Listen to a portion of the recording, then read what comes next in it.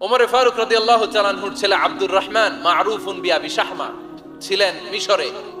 ওখানে নাবিজ খেয়েছিলেন। নাবিজ হচ্ছে আরব দেশের লোকেরা দুধের মধ্যে শক্ত খুরমা রাত্রেবেলা ঢেলে দিত। ঢেলে দিলে সারা রাত ওই খুরমার রসটা দুধের সাথে মিশে দুধটা লাল হয়ে যেত। এটারে সকালবেলা খেত, খুব সুস্বাদু। এটাকে বলে নাবিজ। কিন্তু এটা রাতে ভিজাইলে সকালেই খাইতে হয়, রেখে দিলে আবার একটু সমস্যা হয়। এটা অনেকটা তারির মতো হয়ে যায়, মাতলামি চলে আসে। তো ওমরে ফারুকের ছেলে নাবিজ খেয়েছেন, মদ খাননি, নাবিজ। কিন্তু নাবিজ খাওয়াতে সাকরান চলে এসেছে। সাকরান চলে আসাতে এটা যখন প্রমাণিত হয়েছে, আমর ইবনে আস রাদিয়াল্লাহু তাআলা আনহু নাকি 80 বেত মেরেছেন মিশরে। কয় বেত? নিয়ম হচ্ছে সবার সামনে, কিন্তু সবার সামনে না মেরে একটু গোপনে মেরেছে। এই তথ্য যখন ওমরে ফারুকের কাছে এসেছে, উনি বললেন না, মারতে হবে সবার সামনে, আলাদা মারলা কেন? ও মদিনায় ফিরে আসলে আমি আবার 80টা মারব। মদিনায় ফিরে আসার পরে সাইয়েদনা ওমরে ফারুক ওই আগের 80টারে আর ধরেন নাই, নিজ হাতে আবার 80টা বেত মেরেছেন। এই বেত মারার 1 মাস পরে এই আবু শাহমা ইন্তেকাল করেছে। অনেক ঐতিহাসিক বলে এই বেতের আঘাতে মরেছে, কেউ কেউ বলেছে নিজের রোগের কারণে মরেছে। কিন্তু দিস ইজ দ্য ইনসাফ সিস্টেম অফ ওমর। নিজের ছেলে বলে ছেড়ে দেয় নাই। এখন নিজের ছেলে হইলে 7 খুন মাফ, নেতার ছেলে হইলে 10 খুন মাফ, এলাকার মোড়লের ছেলে হইলে 10 খুন মাফ। নো পার্সিয়ালিটি ইন ইসলাম। ইসলামে পার্সিয়ালিটি নাই। আপনি নেতার ছেলে হন, আপনি বিজনেস ম্যাগনেটের ছেলে হন, আপনি যেই হন না কেন, ইসলামের দৃষ্টিতে সবাই সমান। চিল্লায় বলেন ঠিক কিনা? বনু মখজুমিয়া গোত্রের এক নারী চুরিতে ধরা পড়ল। সাহাবারা বললেন, নবী, মদিনার সবচেয়ে ভেরি প্রেস্টিজিয়াস এন্ড ডিগনিফাইড ফ্যামিলির মেয়ে, আপনি হাত কাটেন না, কারণ ইসলামের নিয়ম চুরি করলে কি কেটে দাও? বিশ্বনবী বললেন, বলো কি? হাত না কাটার জন্য তোমরা আমাকে রেকমেন্ড করছো? এটা আল্লাহর আইন। পৃথিবীর কেউ রেকমেন্ড করলো শোনার ক্ষমতা আমার নাই, কারণ আইনটা দিয়েছে কে? লাউ কানাত ফাতিমাতু বিনতি মুহাম্মাদিন সারাকাত লাকাতা মুহাম্মাদুন ইয়াদাহা। আরে বনু মাখজুমিয়া মেয়ে তো দূরের কথা, আমার কলিজার টুকরা ফাতেমাও যদি আজ চুরিতে ধরা পড়তো, তার হাত কেটে দিতে আমি 1 মিনিটও দেরি করতাম না। দিস ইজ ইসলাম। এই হচ্ছে ওমরে ফারুকের মানাকিব। এরকম ওমরে ফারুক কয়টা লাগবে? আওয়াজ করে বলতে হবে, কয়টা লাগবে? একটা লাগবে। এই সাইয়েদনা ওমরে ফারুক মদিনার প্রথম চিফ জাস্টিস ছিলেন। সর্বপ্রথম উনার পরামর্শে সাইয়েদনা আবু বকর রাদিয়াল্লাহু তাআলা আনহু কোরআনকে সংকলন করেছেন। আমরা এই যে কোরআন পুরি 30 পারা, এমদাদিয়া লাইব্রেরির 114টা সূরা, কত সুন্দর সন্নিবেশ করা হয়েছে, এখানে সাজানো হয়েছে। আল্লাহর হাবিব সাল্লাল্লাহু আলাইহি ওয়াসাল্লামের সময় কি এরকম কোরআন ছিল নাকি? ছিল না। খেজুর পাতার মধ্যে, গাছের বাকলের মধ্যে, ওটের বড় হাড্ডির মধ্যে আর পাথরের মধ্যে খোদাই করা কোরআন ছিল। সাইয়েদনা আবু বকরের সময় রাদিয়াল্লাহু তাআলা আনহুর সময় যুদ্ধ হলো, 70 জন হাফেজ সাহাবী ইন্তেকাল করলেন। সাইয়েদনা আবু বকর রাদিয়াল্লাহু তাআলা আনহুকে ডেকে ওমরে ফারুক বললেন, ও আবু বকর, এইভাবে হাফেজে কোরআন সাহাবীরা যদি দুনিয়া থেকে বিদায় হয়ে যায়, আল্লাহর কোরআনও তো বিদায় হয়ে যাবে। আমার পরামর্শ হলো আপনি সব বয়োজ্যেষ্ঠ সাহাবীদেরকে একসাথে করে কোরআনের সব কাগজগুলোকে একসাথে করে একটা নির্ধারিত কপির মধ্যে কোরআনকে সংকলন করে ফেলেন। সাইয়েদনা আবু বকর বললেন, যেটা আমার নবী করেন এটা আমি কেমনে করি? কিন্তু ওমরে ফারুক নাচরবান্দা বলে না, এটা করলে কোনো খারাপ হবে না, ভালোই হবে। মুসলিম উম্মার জন্য এক জায়গায় কোরআন সন্নিবেশিত থাকবে, আপনি করেন। সাইয়েদনা আবু বকর রাজি হয় না, ওমরে ফারুকও ছাড়ে না। ওমরে ফারুক বলতে বলতে বলতে বলতে এমন ভাবে সাইয়েদনা আবু বকর রাদিয়াল্লাহু তাআলা আনহুকে ধরলেন, সব শেষে সাইয়েদনা আবু বকর ওমরে ফারুকের কথায় কোরআন সংকলনে রাজি হয়ে গেলেন। পড়েন সুবহানাল্লাহ। উনি বললেন, ওমর যখন আমাকে বারবার বুঝাতে লাগলো, আল্লাহ তাআলা আমার হৃদয়টা ওমরের কথা শোনার জন্য খুলে দিলেন। আল্লাহ তাআলা কেমন যেন আমাকে ইলহাম করলেন, আবু বকর করো, এই কাজের মধ্য দিয়ে আমি আমার কোরআনকে গোটা বিশ্বে জীবিত রেখে দেব। This is Omar. এই যে আমরা হিজরি সনের যে আমরা গণনা করি, এই হিজরি সনের প্রবর্তক হচ্ছে সাইয়েদনা ওমরে ফারুক। সুবহানাল্লাহ। নাই? আপনাদের মনোযোগ আছে না গেছে? কই ঘুমায় গেলেন মনে হয়? তাকবীর দেন তো একজন আওয়াজ করে।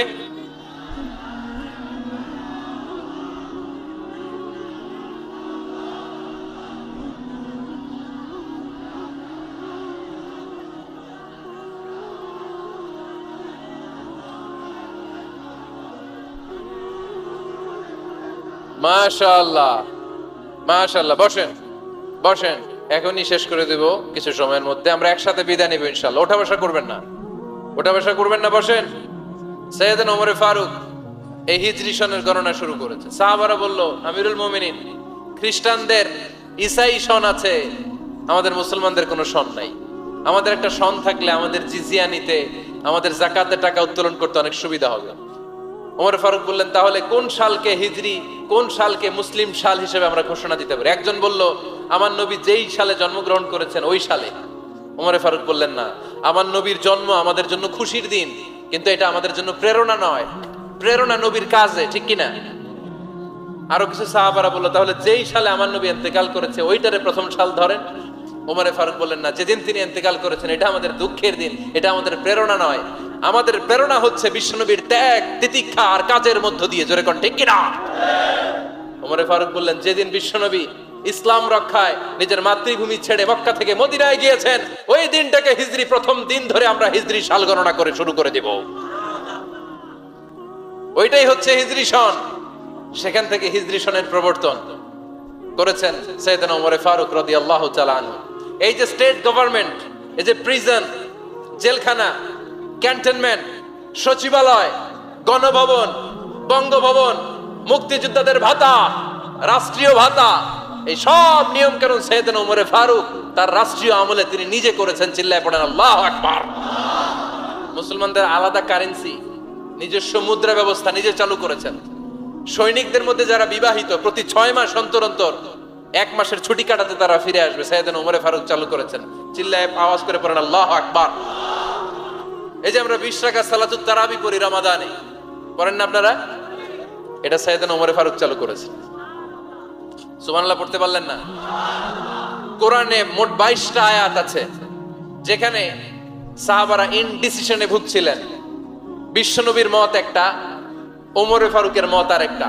এই 22 জায়গায় আল্লাহ তাআলা বিশ্বনবীর মতের পক্ষে আয়াত নাজিল না করে ওমর ফারুকের মতের পক্ষে কোরআনের আয়াত নাজিল করেছেন।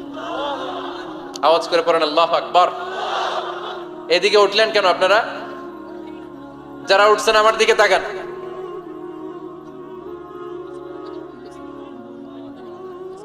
কিছু ভিতরে ঢুকতেছে, কিছু বাইরেতেছে না?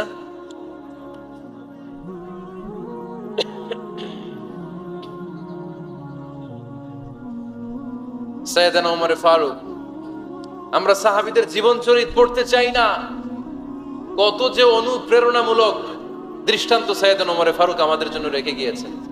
ওমর ফারুক যখন খলিফা, দিনের বেলায় যদি রাষ্ট্রে কোনো নিয়ম জারি করতেন, দিনের বেলায় জনগণকে কোনো বিষয়ে যদি নিষেধ করতেন, রাত্রে বেলায় খাওয়ার সময় ফ্যামিলি মেম্বারদের সবাইকে বলতেন, এই দিনের বেলা আমি জনগণকে এই কাজ করতে নিষেধ করেছি, তোমরা আমার ফ্যামিলি মেম্বার, খবরদার তোমরা এই কাজ করো না।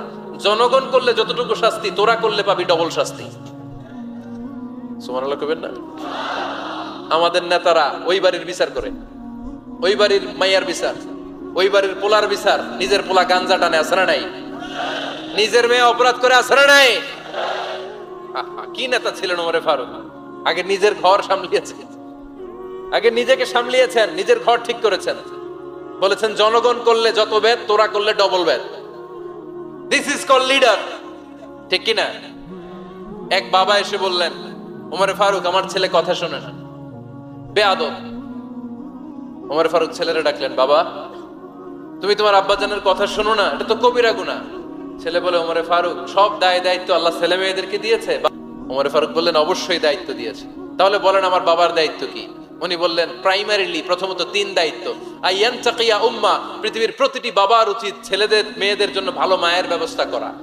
2 নম্বরে আইয়ুহসিনা ইসমা, সুন্দর তার একটা নাম রেখে দেয়া। 3 নাম্বার ইউআল্লিমাহুল কিতাব, তার আল্লাহর কিতাব শিক্ষা দেওয়া। এবার ছেলেকে আমার আব্বা 3টার একটাও করে নাই।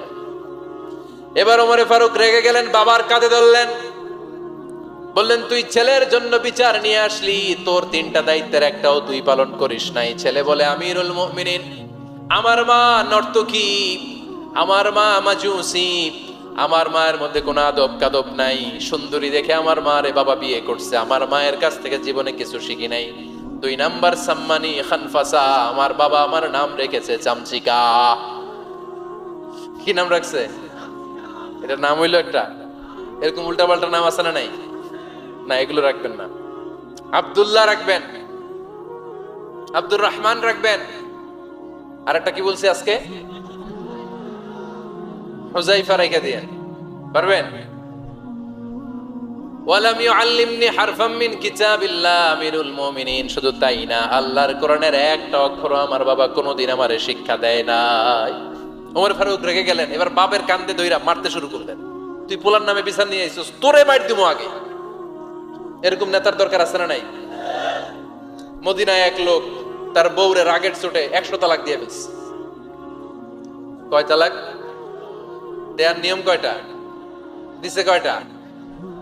এবার স্ত্রী কাঁদতে কাঁদতে এসে বলে, আমিরুল মুমিনিন দেখেন, আমার স্বামী আমারে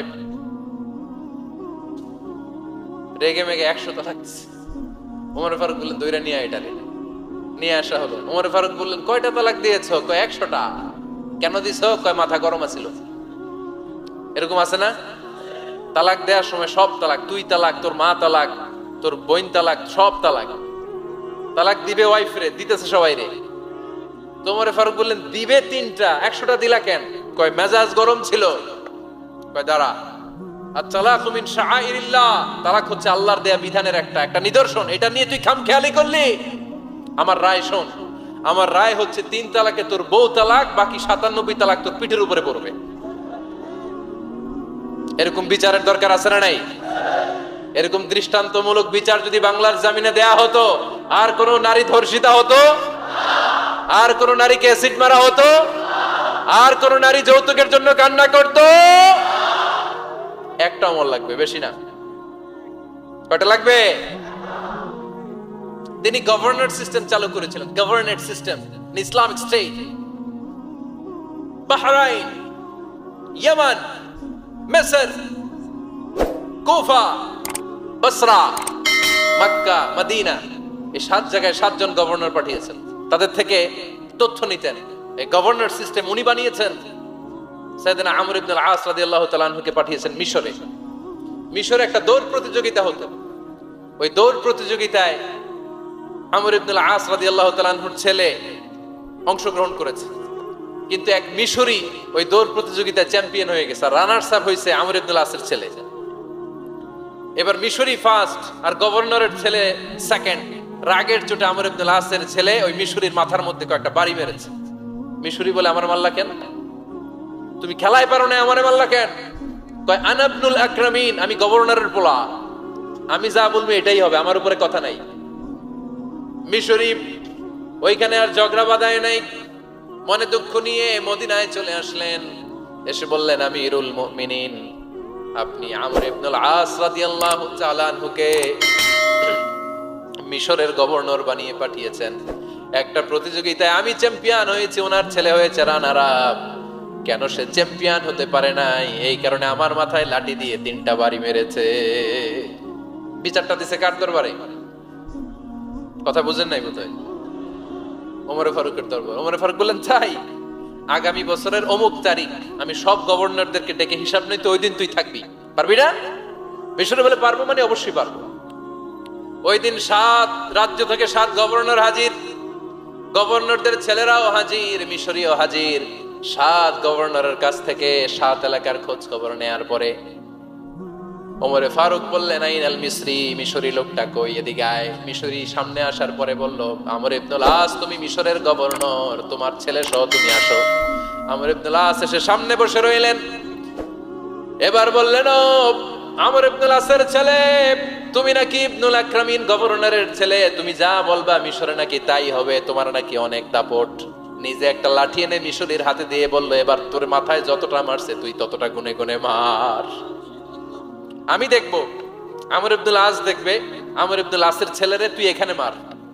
সে বলতেছে, থাক, আপনি বলছেন এতেই যথেষ্ট, মারা লাগবে না, আমি মাফ করে দিলাম। ওমরে ফারুক বলল, খবরদার, মার, মার ওর মাথার মধ্যে।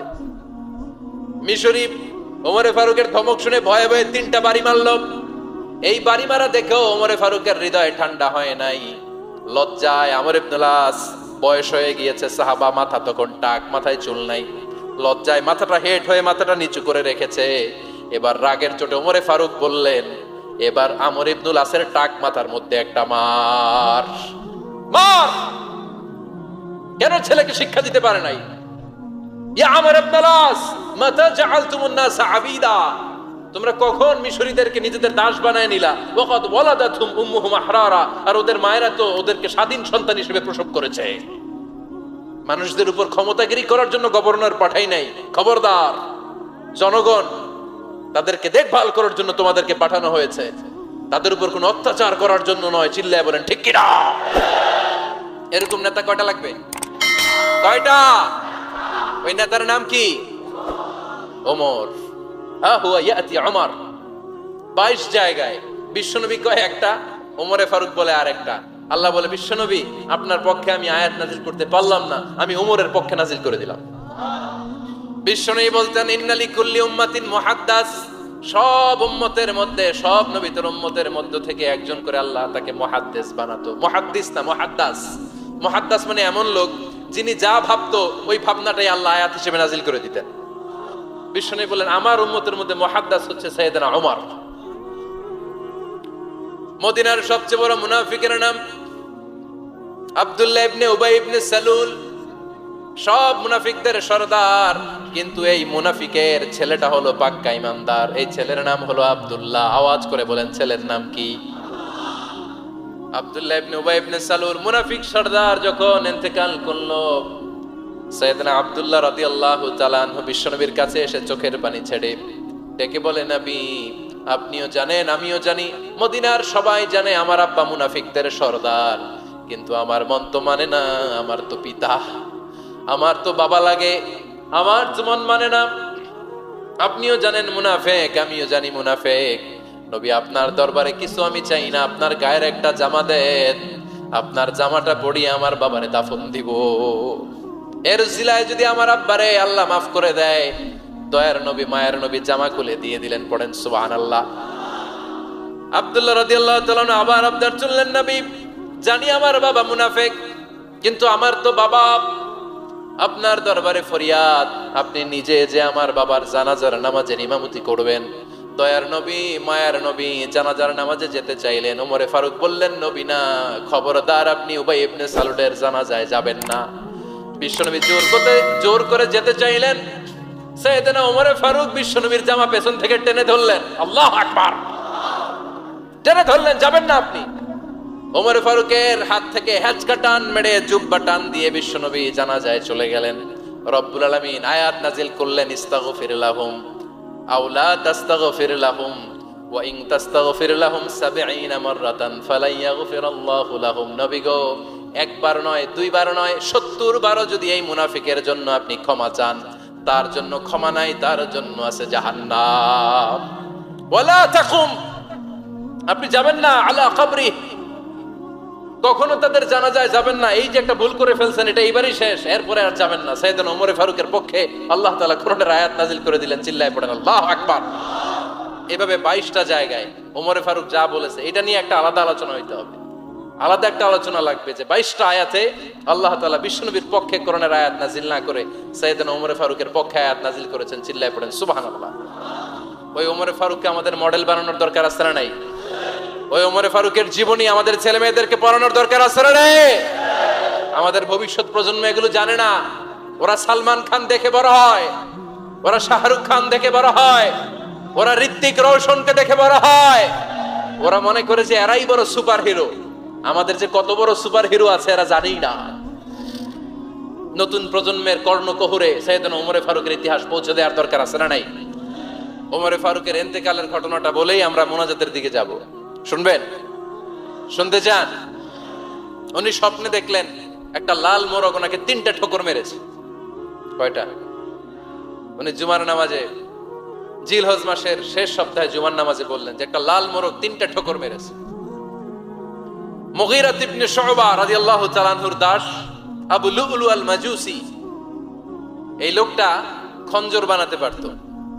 মুগীরা রাদিয়াল্লাহু তাআলা আনহুর দাস। মুগীরা প্রতিদিন 4 দিরহাম করে চার্জ করতো, যেহেতু দাস। সে এসে বিচার দিল, আমিরুল মুমিনিন, মুগীরা আমার থেকে বেশি টাকা চায়, জুলুম করে। ওমরে ফারুক বললেন, তাই? তুমি কি কাজ জানো? বলে, আমি খঞ্জর বানাতে জানি। বাড়ি কই? পারস্য। আরে তুমি খঞ্জর বানাতে জানলে তো 4 দিরহাম অনেক কম, সে তো আরো বেশি টাকা নেওয়া দরকার ছিল তোমার থেকে। আবু লুলুর এই কথা পছন্দ হয় নাই। সে কয়, ওমর তুমি সবারে দয়া দেখাও আর আমার ক্ষেত্রে কঠিন নিয়ম বানাইলা, দাঁড়াও এই নিয়ম তোমারে আমি দেখাবো। এই রাগে সে বাড়িতে যে একটা খঞ্জর বানালো। কি বানালো? খঞ্জর চিনেন? ছোট্ট ছুরি। কিছুদিন আগে ওমানের সুলতান কাবুস ইন্তেকাল করেছে, জানেন আপনারা? ওনার এই কোমরের মধ্যে খঞ্জর থাকতো, ছবিতে দেখছেন? আরব শায়েখ যারা সুলতান আমির, কোমরে কি থাকে? ছোরা থাকে, খঞ্জর। সে বাসায় যে একটা খঞ্জর বানালো, যেই খঞ্জরের 2 মাথা, লাহু রাসান ওয়া মাকবাদাতুহু ফি ওয়াসাতি, আর ধরার হ্যান্ডেলটা মাঝখানে, এদিকেও ছুরি এদিকেও ছুরি, যাতে এইভাবে মারা যায়। সে ধার দিতে লাগলো আর বলল, ওমর দাঁড়াও তোমার আমি দেখাবো। ওমর ফারুক মসজিদে নববীর ইমাম, ফজরের নামাজের সময় এ আবু লুলু আল মাজুসি বুরনুস পরে, চাদর পরে, লুকিয়ে লুকিয়ে, সে অগ্নি উপাসক, মুমিন নয়। ওমর ফারুককে অ্যাটাক করার জন্য গেলেন মসজিদে নববীতে। ওয়াকানু ইউসাল্লুনা বিগালাস, তখন ওনারা অন্ধকারে নামাজ পড়তো। নামাজের সময় যখন হলো, লুকিয়ে লুকিয়ে প্রথম কাতারে ওমর ফারুকের পিছনে মুয়াজ্জিনের পাশেই দাঁড়ালো, হাতে খঞ্জর। একামত হলো, ওমর ফারুক সালাত শুরু করলেন, ফজরের সালাত, আল্লাহু আকবার। নামাজ শুরু করলেন, সূরা ফাতিহা বললেন। আরেকটা সূরা যখন পড়তে যাবেন, in the meantime Abu Lulu এই খঞ্জর নিয়ে ওমর ফারুকের বুকের মধ্যে 3টা স্টেবিং করলেন। একটা মারলেন নাভির নিচে, মারার সাথে সাথে পাকস্থলী কেটে গেল। আরেকটা মারলেন পাজরে, পাজর ছিঁড়ে গেল। 3টা মারার পরে ওমর ফারুক বললেন, কতালানি আল কাল, এক কুকুর আমাকে মেরে ফেলেছে। পেছন থেকে এক সাহাবীকে টান মেরে সামনের দিকে নিয়ে গেলেন, তুমি নামাজের ইমামতি করাও। আর ওমরে ফারুককে বাকিরা ধরাধরি করে পেছনে নিতে আরম্ভ করলেন। আর এই আত্মাই আক্রমণ যে করেছে, সে কাতারের মাঝখান দিয়ে যেতে আরম্ভ করলো আর 2 দিকে ছুরি মারতে আরম্ভ করলো। 13 জন সাহাবীর গায়ে ছুরি মেরেছে, 7 জন সাহাবা স্পট ডেথ, জায়গায় মৃত্যু। এই ভয়ঙ্কর অবস্থা দেখে এক সাহাবী বুরনুস, এক ধরনের জুব্বা আছে মাথাওয়ালা, অনেকে জ্যাকেট পরছেন না এরকম মাথাওয়ালা, লম্বা জুব্বা আছে আরবরা শীতে পরে মাথাওয়ালা, এই মাথাওয়ালা জুব্বা বের করে এক সাহাবী জালের মতো তার দিকে উড়ায় মারল। ওই বুরনুসের মধ্যে পেঁচিয়ে আবু লুলু মাটিতে পড়ে গেল আর সুইসাইড করে ফেললো, নিজের বুকে নিজে মেরে আত্মহত্যা। যে সাহাবীকে ইমামতির জন্য দাঁড় করালেন, উনি ছোট্ট সূরা দিয়ে প্রথম রাকাতে সূরা আল কাউসার, দ্বিতীয় রাকাতে সূরাতুল ইখলাস দিয়ে নামাজ শেষ। ওমর ফারুক বেহুশ। ওমর ফারুক কি বেহুশ। সবাই কান্নাকাটি করতেছে, সবাই দেখতে গেলেন, এখন হুঁশ ফিরে না। মুখের মধ্যে, মুখ খুলে রাষ্ট্রের চিকিৎসক মুখের মধ্যে দুধ দিলেন, ওই নাভি দিয়ে দুধ বের হয়ে যায়, পাকস্থলী কেটে ওখান দিয়ে দুধ বের হয়ে যাচ্ছে। তারা বললো, ওনারে বাঁচানো সম্ভব না, দেখেন হুঁশ ফিরে কিনা। হুঁশ ফিরলে ওনার পরে কে আমির হবে, উনি যেন প্যানেল ঠিক করে দিয়ে যায়। সবাই তাকিয়েছে ওমর ফারুকের চোখের দিকে। আল্লাহর মেহেরবানিতে ঘন্টা খানিক পরে উনি চোখ খুললেন। চোখ খোলার পরেই বলেন নাই, ও মা আমি মরে যাই। চোখ খোলার পরে উনি বলেন নাই, কে মারলো আমারে। চোখ খোলার পরে উনি বলেন নাই, আমার পরে নেতা কে হবে। চোখ খোলার পরে সর্বপ্রথম কথাটি ছিল, আসল্লান নাস, আমার নেতৃত্বে যে ফজরের নামাজটা শুরু হয়েছিল, এটাকে ঠিক মতো তোরা পড়েছিলি? আমার নেতৃত্বে যে ফজরের জামাত শুরু হয়েছিল, সেটা ঠিকঠাক মতো সমাপ্ত হয়েছিল কিনা আগে বল। আসল্লান নাস, নামাজটা হয়েছে কিনা বল। সুবহানাল্লাহ কইতে পারলেন না? This is Omar, hour super hero. নেতা অনেকগুলো লাগে না, এরকম নেতা একটাই যথেষ্ট, যে গোটা বিশ্বকে কাঁপায় দিতে পারে। চিল্লায় বলো ঠিক কিনা? আমরা চাই আমাদের ছেলেগুলো ওমরে ফারুকের মতো বড় হোক। আমরা চাই আমাদের ছেলে মেয়েগুলো খাব্বাব, খুবাইব, সাইয়েদনা আলী, উসমান, আবু বকর রাদিয়াল্লাহু তাআলা আনহুর অনুসরণে বড় হোক, ঠিক কিনা? আমরা একটা ওমর চাই, যিনি আমাদেরকে সালাতের শিক্ষা দিয়ে গিয়েছেন, ইন্তেকালের আগে বলেছেন সাল্লান নাস। এজন্য আমরা যেন নামাজ কখনো নষ্ট না করি। আল্লাহর জমিনে দিন বাস্তবায়ন আসাদ্দুহুম ফি আমরিল্লাহি ওমর। ওমর রাদিয়াল্লাহু তাআলা আনহুর মতো এত কঠোর কেউ ছিলেন না। তাই দিন বাস্তবায়নে আমরা যেন কাউরে ছাড় না দেই। সবার আগে আল্লাহর দিন, সবার আগে আল্লাহর কোরআন, সবার আগে আমার ইসলাম, ঠিক কিনা? চাইলেই কেউ এদেশ থেকে ইসলামরে মিটাই দিতে পারবে না। যে দেশে আল্লাহু আকবার ধ্বনির সাথে সাথে সূর্য উঠে যায়, আল্লাহু আকবার ধ্বনির সাথে সাথে সূর্য ডুবে যায়, সে দেশে আর কিছু থাকবে না থাক, আমার ইসলাম থাকবেই। আর কিছু থাকবে না থাক, আমার কোরআন থাকবেই। সে ইসলামের সাথে থাকতে রাজি আছেন তো? কোরআনের সাথে থাকতে রাজি আছেন তো?